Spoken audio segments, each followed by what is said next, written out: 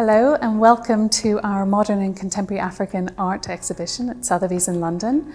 The galleries are looking amazing. We're delighted to be here alongside Jewels and 20th century Middle Eastern art with galleries decorated and designed by J.J. Martin and Le Doubliget. It looks fantastic. And I wanted to show you some of the highlights from our auction on Wednesday, starting here with this Irma Stern painting from South Africa.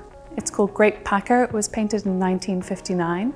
It depicts a South African grape packer from the Cape Winelands in the Western Cape and is really quite beautiful in its subject matter of a mother and child, which is quite unusual for Irma Stern. She wasn't so sentimental. So that's a real personal favourite. Also from South Africa is an artist, GERARD SEKOTO. This is a similarly sentimental scene in a Cape Town township. It is estimated at £30,000 to £50,000, which is really very attractive. It is a painting that he painted before he left South Africa in exile in 1947. His work from before his departure is really quite valued and quite rare, so we're very excited to offer this for sale. Another painting which also is linked to the GERARD SEKOTO is this work by Ben Nwonwu.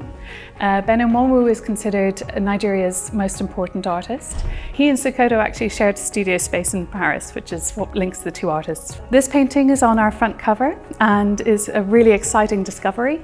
The painting is a depiction of a princess from Ibera land called Sefi Atta. And Sefi is a most remarkable woman. As well as being a young princess in this painting, she went on to become Nigeria's first ambassador and first female minister. This painting is just beautiful and full of joy in life. Also by the same artist, this bronze is a depiction of Afi Ekong, who in her own right is a very important Nigerian artist, one of the first female artists from Nigeria to be professionally trained and one of the first gallery owners in Nigeria. And one of the most interesting things about this bronze is that it was sculpted here in London when Nwonwu had a royal commission to sculpt the Queen.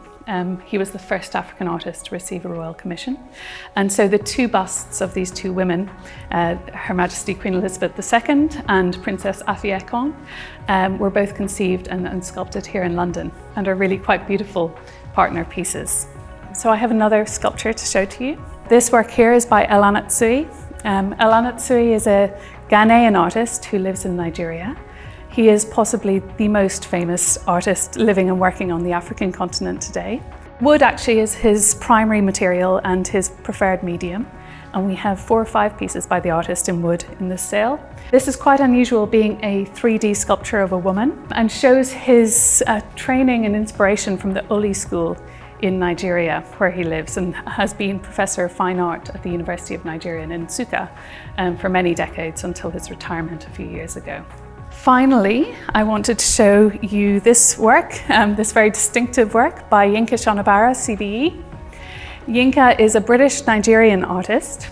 This is a work that YINKA actually made for us at Sotheby's for a fundraiser we held 2 years ago for the victims of the Grenfell Tower fire.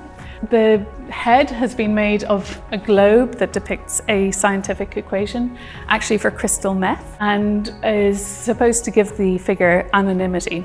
It's neither black nor white. So those are just a few of my highlights from our Modern and Contemporary African Art auction. We have over 100 works from across the continent, and all the information you need is on SOTHEBY'S.com. We're accepting bids by telephone as well as advance bidding, which is open now, and online bidding during the auction.